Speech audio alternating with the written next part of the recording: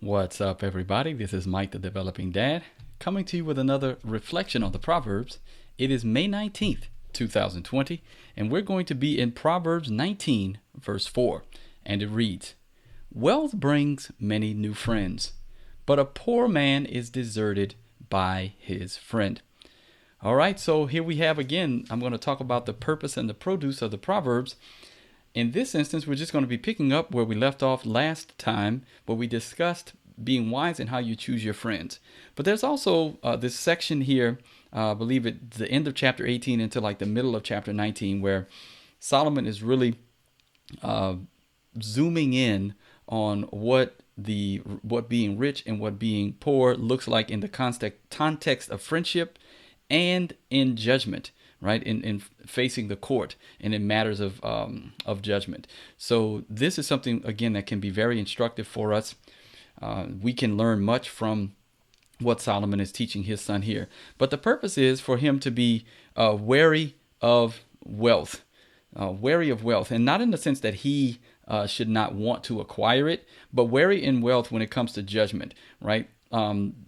Justice can be perverted because of wealth, right? Many of the wealthy can influence people to do things that they normally would not do, to lose their integrity. Okay, they can influence others to side with them because, well, they have many friends, right? It brings many friends. I know that if I believe that this person may be guilty, but he's also willing to shower me with gifts or give me, maybe bribe me. It even speaks of that in this chapter as well. Bribe me so that to get my favor or my vote or whatever it is. That's not good, right? And Solomon's son, who's going to rule, needs to be wary of this. He needs to be mindful of this. So be wary of the wealthy, right? Because again, it says, "But a poor man is deserted by his friends." If you have a case with a rich man against a poor man, be mindful of the fact that the poor man's friends may desert him, right? Because a rich man may actually sway them to his side because, again, he's rich, right? He's the one that can provide favors, right? He is a benefactor, okay? So he's one that can actually affect people's disposition, affect their integrity, because a poor man has nothing to give, right? Whether he's guilty or not, whether they side with him or not, doesn't really matter, right? They're like, we'll desert him because we want to be friends with this rich guy, right? So Solomon's son needs to be wary of that. And as a good Jew, a good king, he would have been well versed in this, right? Solomon would have been well versed in this. He would have known the law, right? Exodus chapter 23, verse 2, 3, and 6 says, "You shall not fall in with the many to do evil, nor shall you bear witness in a lawsuit, siding with the many so as to pervert justice. Nor shall you be partial to a poor man in his lawsuit. You shall not pervert the justice due to your poor in his lawsuit." So Solomon's son would have to be wise in being able to spot, okay, I'm not going to be partial to the poor man. I want to hear the truth, but I'm also not going to side with the many who may be going with the rich. All right, you have to be wise and you have to be able to discern the truth, right? Draw out the intentions and the hearts of men, right? Being able to understand, having wisdom to be able to do these types of things, especially as a ruler, right? Because if you're ruling well, then your people will rejoice. If you're ruling foolishly, from top down, everything will be bad. Okay. Then we see again this recapitulated in Leviticus 19:15, where it says, "You shall not do injustice in court. You shall not be partial to the poor or defer to the great, but in righteousness you shall judge your neighbor." We need to be looking for what is right.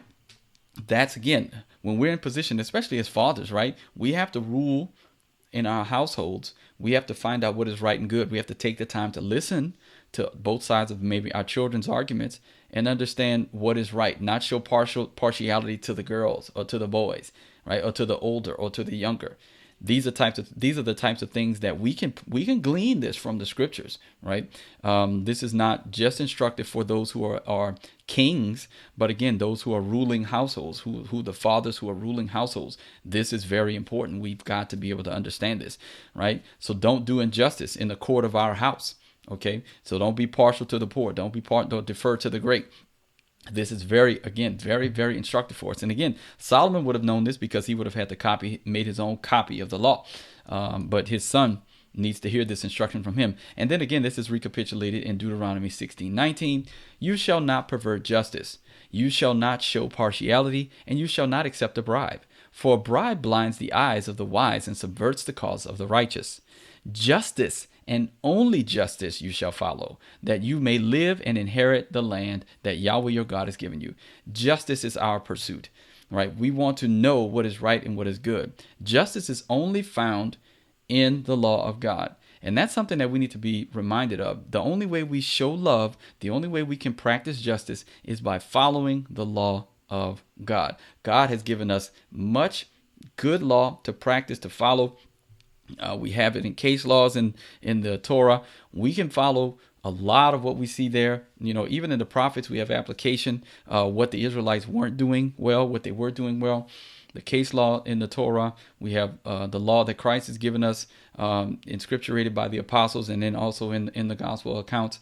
There's so much in there that we can mine and that would help us to understand these things. It's our job to not turn aside, but to turn towards justice, to not show partiality. Partiality is a sin, right? We know that, right? We are not supposed to show partiality, no matter what, right? Whether it's ethnicity, whether it's age, whether it's sex, whatever it is, we're not to show partiality. We're supposed to follow justice and only justice. That is our concern. Nothing more, nothing less, right? And that way, the land will be blessed. And we know that, again, to love is to follow the law of God, right? Paul reiterates this in Galatians 5:14. He says, for the whole law is fulfilled in one word.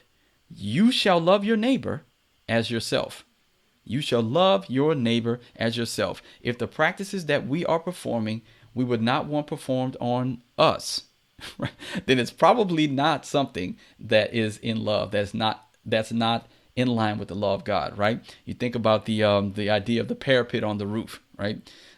We want when we go to someone's house for them to take safety precautions, right? So then we would do that on our own end as well. We don't want people unsafe in our house, right? So there's a reciprocity there, right? So we love our neighbor as ourself.